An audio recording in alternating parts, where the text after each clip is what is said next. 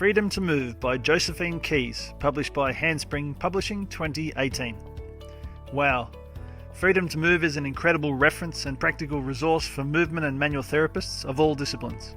Or at least the first half of the book that I'm reviewing for you today is. This is the first time I've had to genuinely take a breather from the density of content in a book of this type. The quality and detail of the material presented in Freedom to Move deserves taking the time to absorb to give justice to this review. From diving right in to Chapter 1 to define the factors to consider with spine management, the author then details biotensegrity and neuromotor control and gives a very clear summary of pain considerations in Chapters 2 and 3.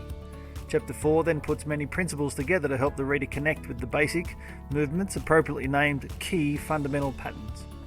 The content of Freedom to Move is extremely well researched, and the author has clearly spent many years keeping good company with some of the world's leaders in research and clinical practice and application of the myriad complex concepts presented. Perhaps it's an indication that I am fortunate to be 20 years into my Pilates teaching career, that I'm vigorously nodding as I turn each and every page because of the way the author has articulated the complex information that is presented throughout. And it reminds me of the type of extensive tertiary biomechanics and physiology tests we encountered when I studied undergraduate sports science in the mid-90s. I don't consider myself especially well read in this area of research, but I'm yet to encounter a reference this thorough in integrating so many theoretical and practical principles into one concise offering. I say this to give you reassurance that if you are feeling overwhelmed with the attention to detail in this book, then take your time and let the concepts simmer and sink in.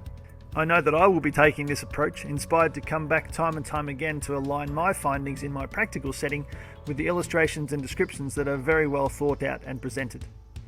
The fact that each of the first 4 chapters has a 2-page bibliography of research papers and publication references is a clear example of how extensively the author has examined the subject.